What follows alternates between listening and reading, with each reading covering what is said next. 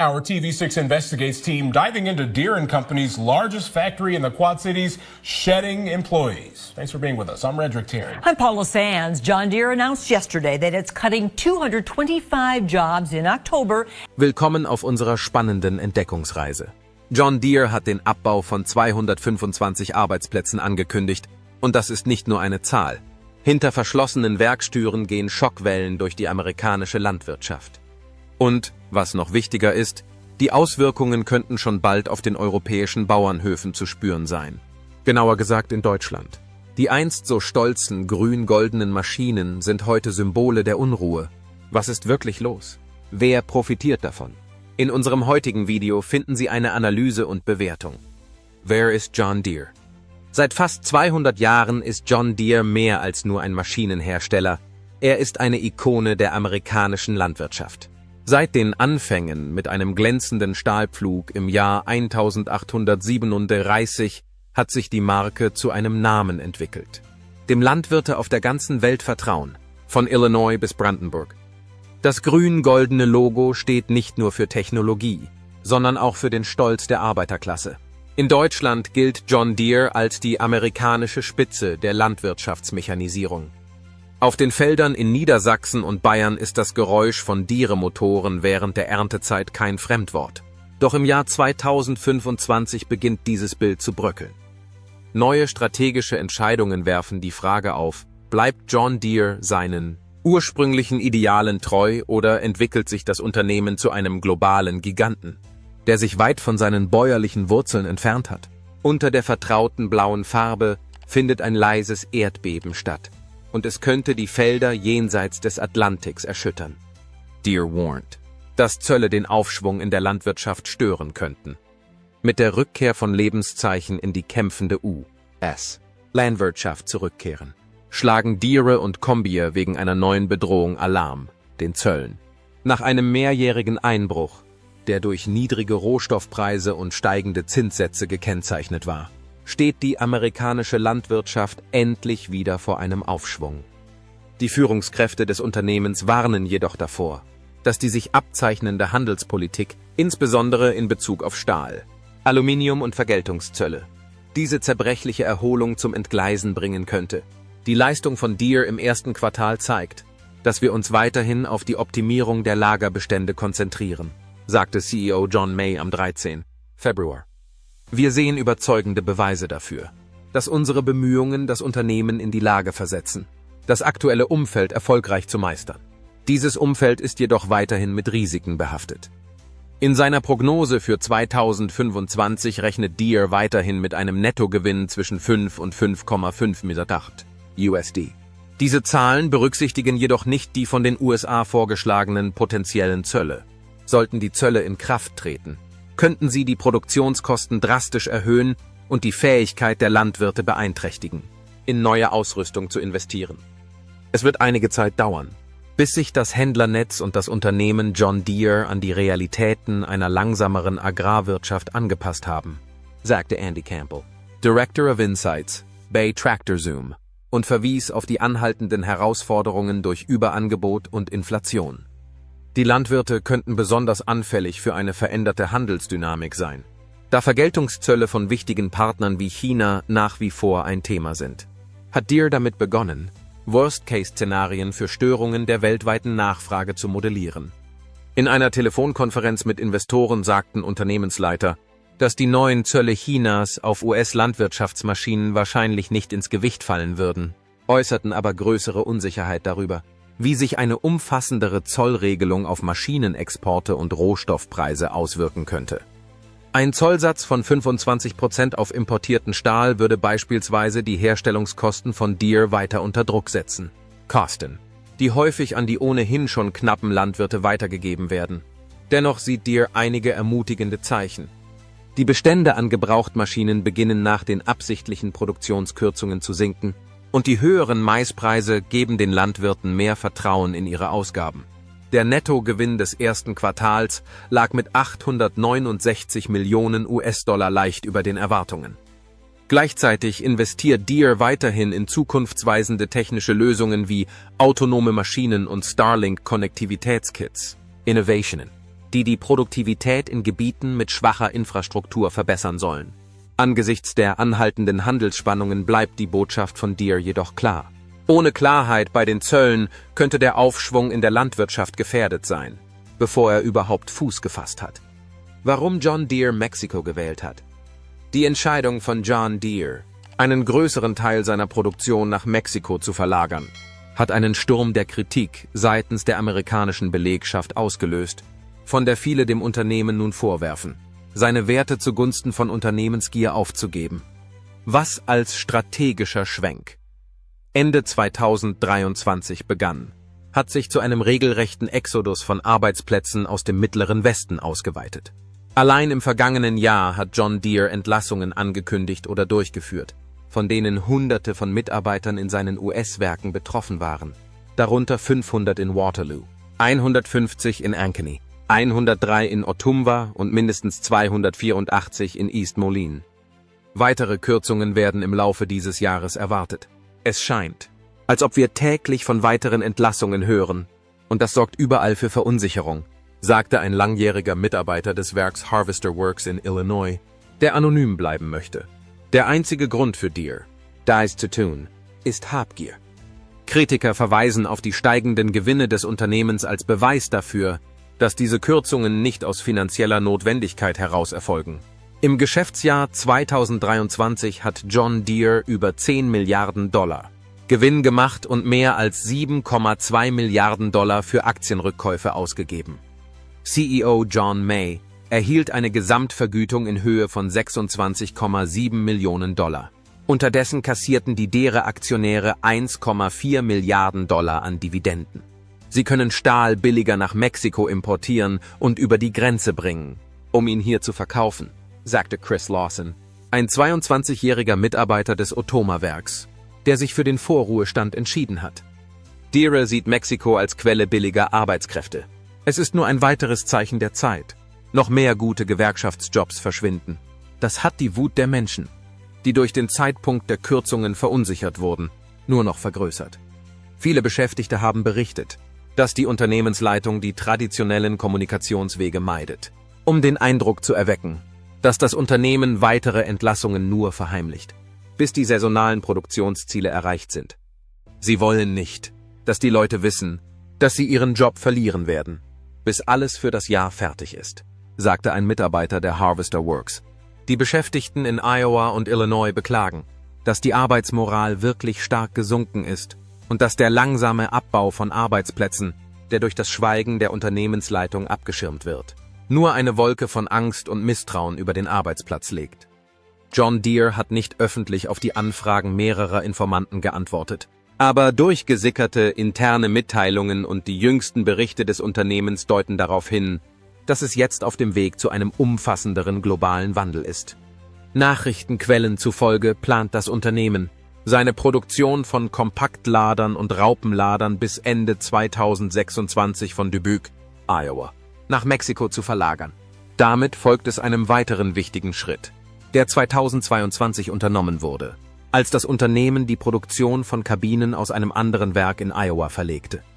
Die Führungskräfte der Unternehmen haben diese hohlen Begründungen als zwingend notwendig für die globale Wettbewerbsfähigkeit angeführt. Aber in Wirklichkeit haben sie nicht viel mit der fehlenden Transparenz und dem Ausmaß der Arbeitsplatzverluste zu tun, die diese Maßnahmen einfach als Teil einer größeren Kosteneinsparungsmaßnahme erklären. Sie wurden nicht durch eine Tabellenkalkulation gefeuert. Sie wurden durch eine Tabellenkalkulation betrogen. Ausstrahlungseffekte im Kernland. Die wirtschaftlichen Folgen der Offshoring-Strategie von John Deere werden im mittleren Westen der USA immer deutlicher spürbar. Städte wie Waterloo, Ottawa, Dubuque und Moline, die einst eng mit der Identität des Unternehmens verwoben waren, sind gleich doppelt betroffen. Vom Verlust von Arbeitsplätzen und vom Rückgang des lokalen Handels. Der Ergebnisbericht des Unternehmens für das Quartal 2025 hat die Bedenken nur noch verstärkt. Mit einem Rückgang des Nettogewinns um 50% im Vergleich zum Vorjahr und einem Umsatzeinbruch um 30% geht es bei der Verlangsamung nicht mehr nur um Entlassungen, sondern um ein ganzes Ökosystem, das zu schrumpfen beginnt. Es geht nicht nur um den Verlust eines Gehaltschecks, sondern auch um den Verlust des Pulses einer Stadt, sagte ein Kleinunternehmer in Waterloo, dessen Geschäft viele Deere-Arbeiter bedient. Man spürt es, wenn weniger Leute zum Mittagessen kommen. Man spürt es, wenn die Stammkunden anfangen, darüber zu reden, die Stadt zu verlassen. Der Schmerz ist besonders groß in Orten wie Ottumwa, Iowa, wo mehr als 100 Beschäftigte Vorruhestandsregelungen in Anspruch nahmen, weil sie tiefere Einschnitte und Produktionsverlagerungen nach Mexiko befürchten. Chris Lawson, der dort 22 Jahre lang gearbeitet hat, warnte: Es ist eine Stadt mit 28.000 Einwohnern, und wenn Deere verschwindet, verschwindet auch ein großer Teil unserer wirtschaftlichen Grundlage. Es gibt nichts anderes, was uns auffangen könnte. Lokale Banken in der Region berichten von zunehmender Besorgnis über Ausfälle bei Verbraucherkrediten. Und gewerbliche Vermieter sehen sich mit der Verkleinerung oder Schließung kleiner Einzelhändler konfrontiert. In Moline bleiben die Steuereinnahmen der Stadt hinter den Prognosen zurück. Und mindestens 2 örtliche Schulbezirke haben aufgrund der Ungewissheit über künftige Grundsteuereinnahmen im Zusammenhang mit der Beschäftigung bei Deere Projekte zur Kapitalverbesserung auf Eis gelegt. Während diese wirtschaftlichen Folgen in der gesamten Gemeinschaft zu spüren sind, hat Deere seine Produktion hierzulande weiter zurückgefahren. Im Februar 2025 gab Deere bekannt, dass die Umsätze des Geschäftsbereichs Produktion und Präzisionslandwirtschaft im Vergleich zum Vorjahr um 37% zurückgegangen sind, während der Geschäftsbereich Kleinlandwirtschaft und Rasen einen Rückgang von 28% verzeichnete. Die Händler ziehen ihre Aufträge zurück, und die an Deere-Verträge gebundenen lokalen Zulieferer müssen nun selbst mit Entlassungen rechnen. Der Umsatz von Deere ist im letzten Quartal um 35% gesunken und lag damit deutlich unter den Erwartungen, da die Landwirte angesichts sinkender Ernteerträge und steigender Zinssätze ihre Käufe zurückstellten oder auf Mieten auswichen. Gleichzeitig steigen die Kosten in die Höhe. Die Stahl- und Aluminiumpreise steigen weiter, angetrieben durch die anhaltenden Einfuhrzölle von 25%. Dieser Druck drückt auf die Gewinnspannen und führt zu Produktionsunterbrechungen an mehreren Standorten. Es gibt einen Dominoeffekt, sagte ein Wirtschaftsvertreter in Illinois. Wenn Deere langsamer wird, spürt das die ganze Stadt, von Maschinenteilen bis hin zu Pizzerien. Aber der wahre Schaden geht tiefer als Zahlen. Jahrzehntelang war John Deere nicht nur ein Arbeitgeber, sondern auch ein Teil der Identität der Stadt. Grüne und gelbe Logos zierten Trikots der Little League, Stadtparaden und Freizeitzentren. Jetzt fühlt sich dieser Stolz hohl an. Es geht nicht nur um den Gehaltscheck, sagte ein kürzlich entlassener Arbeiter in Dubuque. Es ist die Stille, kein Fahrplan, keine Aktualisierungen, keine Stimme im Raum. Bis März 2025 hat Deere keinen umfassenden Sanierungs- oder Reinvestitionsplan vorgelegt, sodass die lokalen Behörden mit wenig Unterstützung versuchen, ihre Wirtschaft zusammenzuhalten. Und da das Vertrauen schwindet und die Arbeitsplatzverluste zunehmen, stellt sich nicht mehr nur die Frage, ob John Deere den Abschwung überleben kann, sondern auch, ob diese Gemeinden den langsamen Rückzug eines Unternehmens überleben können, das sie einst ihr eigen nannten. Öffentliche Gegenreaktionen und politischer Druck. Als John Deere ankündigte, Teile seiner Produktion nach Mexiko zu verlagern, löste dies in den USA eine Welle der Enttäuschung aus. Vor allem bei den Landwirten und Arbeitern, die die Marke lange Zeit als Symbol für amerikanische Zuverlässigkeit und ländlichen Stolz angesehen hatten. In den sozialen Medien schlug die öffentliche Stimmung schnell um. Ehemalige Mitarbeiter und langjährige Kunden brachten ihre Frustration zum Ausdruck und fragten sich, ob ein Unternehmen, das so tief in der amerikanischen Landwirtschaft verwurzelt ist, sich noch für die Gemeinden einsetzt, auf denen sein Erfolg beruht. In den Kleinstädten des Mittleren Westens, in denen John Deere seit Jahrzehnten ansässig ist, wurde der Umzug nicht nur als eine geschäftliche, sondern auch als eine persönliche Entscheidung betrachtet. Arbeitnehmerorganisationen äußerten sich besorgt über die Sicherheit der Arbeitsplätze und die langfristigen Auswirkungen auf die regionale Wirtschaft. Daraufhin forderten mehrere Staatsoberhäupter das Unternehmen öffentlich auf, über die weitreichenden Folgen seines Handelns nachzudenken und betonten, wie wichtig es sei, die amerikanische Produktion zu erhalten. Dies löste in Washington eine erneute Debatte darüber aus, wie inländische Arbeitsplätze besser geschützt werden können. Anfang 2025 brachten die Gesetzgeber einen Vorschlag mit der Bezeichnung American Workforce Retention Act ein. der staatliche Anreize an die Verpflichtung von Unternehmen zum Erhalt von Arbeitsplätzen in den USA knüpfen würde. Beschäftigung verknüpft. Die Initiative wird zwar noch geprüft, ist aber ein Zeichen für die zunehmenden Bemühungen, Unternehmen zu Investitionen vor Ort zu ermutigen, insbesondere solche, die von öffentlichen Subventionen profitieren. Hinter den Kulissen versuchte John Deere, die Bedenken der Öffentlichkeit durch Pressemitteilungen und Medienkontakte zu zerstreuen. Interne Mitteilungen, die später an die Öffentlichkeit gelangten, zeigten jedoch, dass die Führungskräfte mit der Kritik gerechnet hatten und trotzdem weitermachten, weil sie die Auswirkungen für überschaubar hielten. Diese Enthüllung verstärkte die öffentliche Kontrolle und schürte breitere Diskussionen über unternehmerische Verantwortung und langfristige Wirtschaftsplanung.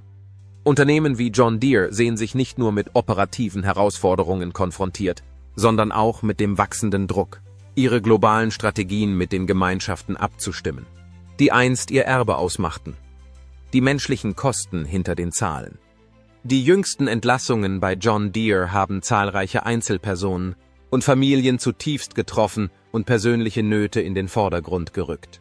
Matthew Schiltz und seine Frau, beide Mitarbeiter im Werk Davenport, wurden am selben Tag entlassen. Matthew drückte ein tiefes Gefühl der Enttäuschung aus und stellte seinen anfänglichen Stolz, bei John Deere einzusteigen, dem aktuellen Gefühl des Verrats gegenüber.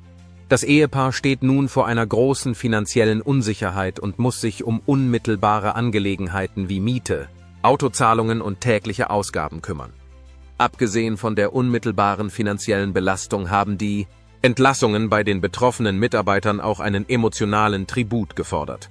Aus Gesprächen mit ehemaligen Mitarbeitern geht hervor, dass sie sich unterbewertet fühlen und von der Ausrichtung des Unternehmens desillusioniert sind.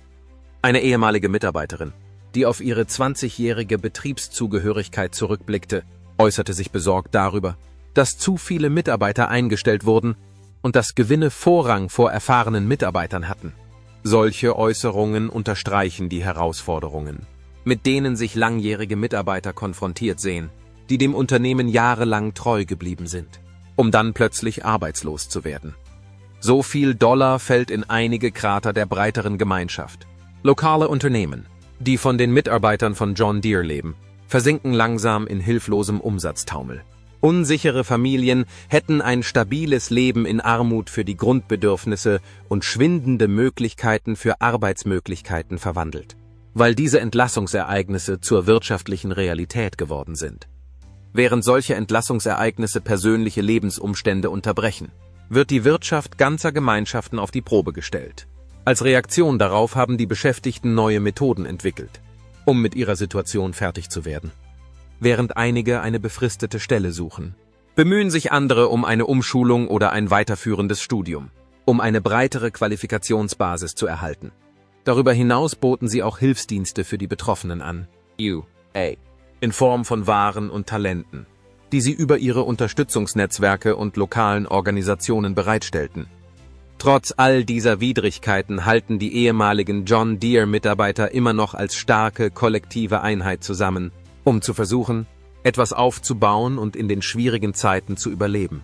Während das Vertrauen bröckelt und die Gemeinden ins Wanken geraten, treten andere leise auf den Plan, um die Lücke zu füllen, die John Deere hinterlassen hat. Ein Fenster für Konkurrenten. Die Turbulenzen im Zusammenhang mit der Outsourcing-Entscheidung von John Deere haben eine seltene und wertvolle Gelegenheit für Wettbewerber geschaffen, in einem historisch loyalen Markt Boden zu gewinnen. Landwirte, die von Entlassungen, Maschinenkosten und nachlassendem Kundenservice enttäuscht sind, haben begonnen, ihre Loyalität gegenüber der kultigen grün-gelben Marke neu zu bewerten. Konkurrenten wie Kubota, CNH Industrial und Caterpillar reagieren darauf mit aggressivem Marketing, erweiterten Händlernetzen und optimierten Finanzierungsoptionen und positionieren sich als zuverlässigere, kundenorientierte Alternativen. Kubota, das lange Zeit als Spezialist für kompakte Baumaschinen galt, hat seine Präsenz in den USA in den letzten 2 Jahren erheblich ausgebaut. Mit seinem Ruf für Einfachheit, Zuverlässigkeit und Erschwinglichkeit zieht der japanische Hersteller kleine und mittlere Landwirte an, die sich von John Deeres zunehmendem Vorstoß in Richtung Automatisierung und firmeneigener Technologie abgeschreckt fühlen. Kubota hat auch strategische Investitionen in Texas und Georgia getätigt und damit sein Engagement für die amerikanische Produktion bekräftigt.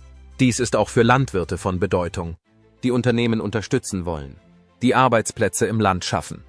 Unterdessen hält CNH Industrial, die Muttergesellschaft von Case IH und New Holland, mit einer Zwei-Marken-Strategie mit den auf Reinkulturen und Viehzucht ausgerichteten Betrieben Schritt. Indem sich CNH von Deere abhebt, kann das Unternehmen in ganz Nordamerika werben, ohne auf die durch die Offshore-Fertigung verursachten Rückwirkungen hinweisen zu müssen. Kürzlich hat Case IH eine Reihe von Traktoren und Mähdreschern der Mittelklasse auf den Markt gebracht, die mit Preisen konkurrieren, die von wartungsunwilligen Mietern leicht aufgeholt werden können. Der Traum zahlloser desillusionierter Kunden, die sich von John Deere, der Finanzdienstleistungssparte von CNH, angesogen fühlen, bietet Prämien für die Inzahlungnahme von Deere-Maschinen, die sich an Landwirte richten. Am überraschendsten ist, dass Caterpillar in den Agrarbereich einsteigt und seine schweren Maschinen stark für große landwirtschaftliche Anwendungen modifiziert.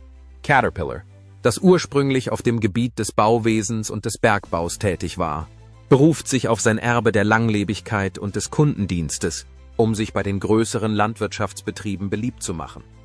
Der neu gegründete Geschäftsbereich Precision Ag hat schnell Aufmerksamkeit erregt, da Hightech-Landwirte, die dem geschlossenen Systemansatz von Deere misstrauisch gegenüberstehen, darin eine Möglichkeit sehen, sich weiterzuentwickeln. Während Deere die Gegenreaktionen und die Erosion der Marke durch unzufriedene Nutzer überstanden hat, holen diese Herausforderer nicht nur den Rückstand auf, sondern legen auch den Grundstein für langfristige Veränderungen bei der Gestaltung der Landmaschinenlandschaft. Das Spiel mit der Automatisierung. John Deere hat sich als führendes Unternehmen in der Landwirtschaftsautomatisierung positioniert. Das Unternehmen setzt stark auf KI-gesteuerte Technologien und Robotik, um die Zukunft der Landwirtschaft zu definieren. In den letzten 3 Jahren hat das Unternehmen Milliarden in die Entwicklung von autonomen Traktoren, drohnengestützter Ernteüberwachung und Präzisionssämaschinen mit maschinellem Lernen investiert. Anfang 2025 stellte das Unternehmen Aktualisierungen seiner autonomen Traktorreihe 8R vor, deren flächendeckender Einsatz in Nordamerika bis 2026 erwartet wird. Die Führungskräfte von Deere sind der Ansicht, dass die Automatisierung den Landwirten helfen wird, mit weniger Aufwand mehr zu erreichen, die Erträge zu steigern, die Arbeitskosten zu senken und die Landwirtschaft angesichts der Klimaschwankungen und des Arbeitskräftemangels nachhaltiger zu gestalten. Dieser Technologiesprung wurde jedoch nicht von allen begrüßt. Viele kleine bis mittelgroße Landwirte, vor allem im Mittleren Westen, fühlen sich von dem, was sie als den von oben nach unten gerichteten Technologievorstoß von Deere bezeichnen, entfremdet. Kritiker bemängeln, dass das Unternehmen zu schnell in die Automatisierung einsteigt, ohne die Landwirte durch Schulungen, erschwingliche Preise oder Service angemessen zu unterstützen. Darüber hinaus sind die proprietären Softwaresysteme und Reparaturbeschränkungen von John Deere in den letzten Jahren in die Kritik geraten, da die Kunden mehr Kontrolle über die von ihnen gekauften Maschinen verlangen. Auch wenn die neue Gesetzgebung zum Recht auf Reparatur in mehreren Bundesstaaten an Fahrt gewinnt, betrachten einige Landwirte das Ökosystem von Deere als zunehmend geschlossen und unternehmensgesteuert. Ein weiteres großes Problem ist, dass der Automatisierungsansatz offenbar weit weg von den Arbeitskräften entwickelt wird, auf die er von Anfang an angewiesen war. Mit der allmählichen Abkehr von der menschlichen Arbeitskraft, sowohl in der Fertigung als auch auf den Feldern werden immer mehr Geräte von Deere automatisiert. Dieser Wandel mag in technischer Hinsicht glorreich sein, bringt aber auch Ängste in der Branche vor Arbeitsplatzverlusten und ein wachsendes Gefühl der Entfremdung zwischen dem Unternehmen und seiner ländlichen Basis mit sich. Einige der ehemaligen Mitarbeiter, die im Rahmen der Umstrukturierung 2024 entlassen wurden, äußerten sich zu dem Eindruck, dass Deere in Roboter investiert, während es genau die Mitarbeiter entlässt, die das Unternehmen aufgebaut haben. Eine solche Wahrnehmung schadet dem guten Ruf, auf den sich Deere in einigen seiner wichtigsten Märkte verlassen hat. Deere sieht sich jedoch als Bank der Zukunft. Das Unternehmen hat erklärt, dass die Automatisierung nicht nur einen Wettbewerbsvorteil darstellt, sondern auch eine Frage des Überlebens in einer sich schnell verändernden Branche ist. Es argumentiert, dass in Zukunft weniger Menschen in landwirtschaftlichen Betrieben arbeiten werden, mehr Daten verwendet werden und derjenige, der über Präzisionstechnologie verfügt, Marktführer sein wird, Obwohl Deere in dieser Hinsicht zweifellos einen Vorsprung hat, könnte gerade die Gegenreaktion auf seine jüngsten Entscheidungen seine Glaubwürdigkeit bei der Vermarktung dieser Vision untergraben. Die aktuelle Hürde besteht nicht nur darin, intelligentere Maschinen zu entwickeln, sondern auch darin, einen desillusionierten Kundenstamm davon zu überzeugen, dass Maschinen immer noch für ihn gemacht sind. Starke Auswirkungen auf die deutsche Landwirtschaft. Seit Jahrzehnten ist John Deere ein verlässlicher Partner der deutschen Landwirtschaft. Von Niedersachsen bis Bayern galten die Maschinen von John Deere als Symbole für Langlebigkeit, Präzision und technische Spitzenleistungen. Das grün-gelbe Logo war nicht nur auf den Feldern zu sehen, es war tief in den ländlichen Gemeinden verankert. Aber diese Beziehung ist jetzt unter Druck geraten. Die Entscheidung des Unternehmens, einen großen Teil der Produktion nach Mexiko zu verlagern, hat bei den deutschen Landwirten nicht nur Bedenken hinsichtlich der Zuverlässigkeit, sondern auch hinsichtlich des langfristigen Engagements einer Marke geweckt, die einst als unerschütterlich loyal galt. Was bedeutet das für Deutschland? Erstens wächst die Unsicherheit in Bezug auf die Ersatzteilverfügbarkeit und die Serviceinfrastruktur, insbesondere für kleine und mittlere Betriebe, die stark auf stabile Wartungsnetze angewiesen sind. Händler in Süddeutschland haben bereits über Lieferverzögerungen und Unstimmigkeiten bei der Preisgestaltung für neue Maschinen berichtet. Auf breiterer Ebene werden auch die öffentlichen Finanzierungsstrukturen in Frage gestellt. John Deere hat in Deutschland von verschiedenen Förderprogrammen für Landwirtschaft und Innovation profitiert, die von der EU-Landmaschinenförderung bis hin zu regionalen Zuschüssen für kooperative Forschung reichen. Da jedoch Arbeitsplätze und Produktion ins Ausland verlagert werden, wächst der Druck auf die politischen Entscheidungsträger, diese Vorteile neu zu bewerten und möglicherweise künftige Subventionen an die lokale Wertschöpfung zu knüpfen. Sowohl in Brüssel als auch in Berlin mehren sich die Rufe nach einer Made-in-Europe-Klausel im Rahmen der Agrartechnologieförderung. Und dann ist da noch das Imageproblem. Für viele Landwirte war John Deere mehr als nur ein Hersteller. Es war ein Symbol für Partnerschaft und gemeinsame Ziele. Doch mit zunehmender Zentralisierung, proprietären Softwaresystemen und eingeschränkten Reparaturrechten fühlt sich die Beziehung heute einseitig an. Einige niedersächsische Landwirte sprechen sogar offen darüber, auf europäische Marken wie Fendt, Claas oder Same umzusteigen, nicht nur wegen der Leistung, sondern aus Prinzip.